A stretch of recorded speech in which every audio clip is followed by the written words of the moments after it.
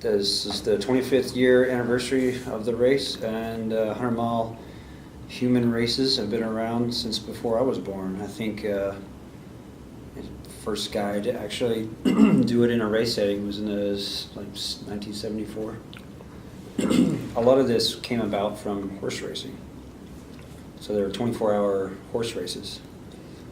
This guy running the race with his horse goes limp, and he just decides, I'm just going to run it. So he ran it. And then everybody thought, well, if he can do it, I can do it.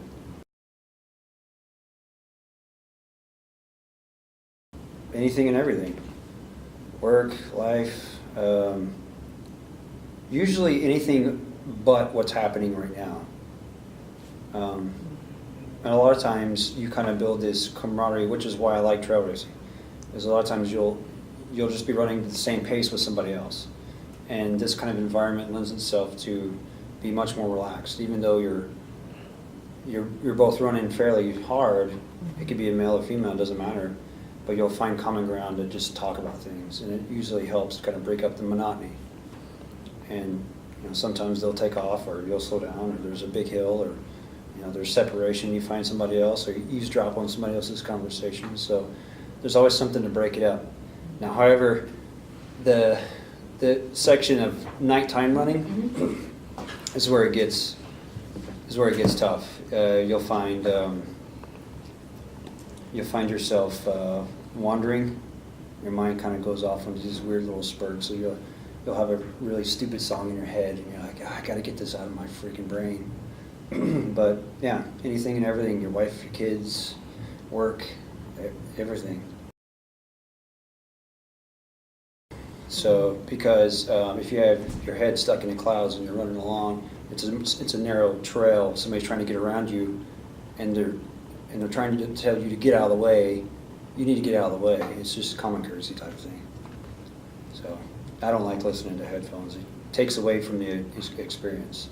I'm there to enjoy the environment and to just be.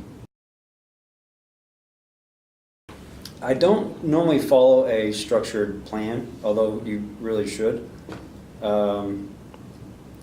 It's a slow, staggered process of 3 weeks of building up mileage by only 10% per week, and then your fourth week you kind of back down to about 60% of that previous week's mileage, and then the next 3 weeks you do the same thing.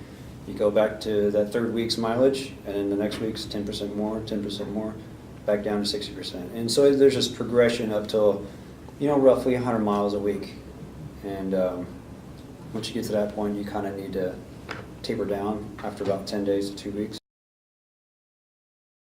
Well, there's enough adrenaline going that I don't think you necessarily need to worry about it. Now, of course, if it were much longer and it was getting into the early morning hours of the very next day, or the late morning hours, I should say, if it's getting to 24 or 26, 30 hours, then yeah, you start to get a little tired. And everybody's different. Some people can just keep going, it's not going to bother them. For me, the race started at 6 o'clock. I got done by 1 a.m. the next morning, so it's not that big a deal.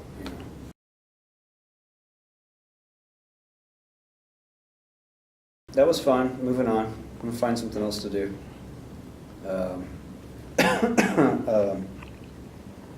I usually wait to find something that motivates me.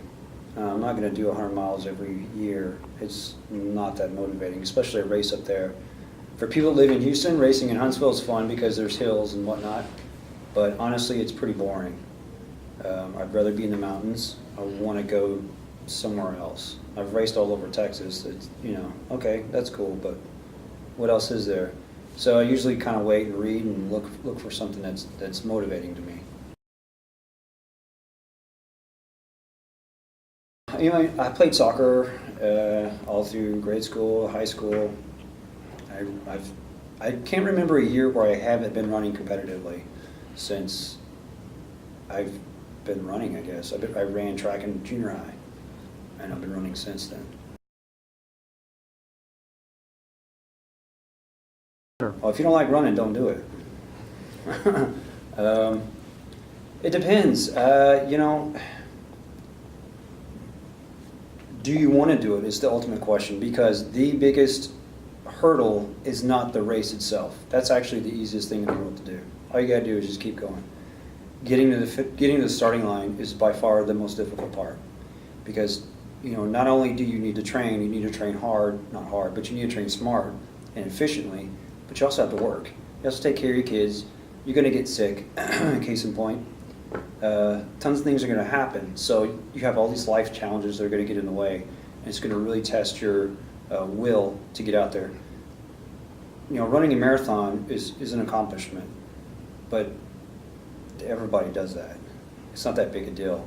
I know people that have gone out and run a marathon and have ran in 3 years. So it's, if you're gonna go that far, even the elites, they're hurting. After about 70 miles, they're in a ton of pain. So if you got these elite runners that are out there in a ton of pain, do you wanna run that far too? Yeah, just realize that it's gonna hurt. It's gonna hurt a lot.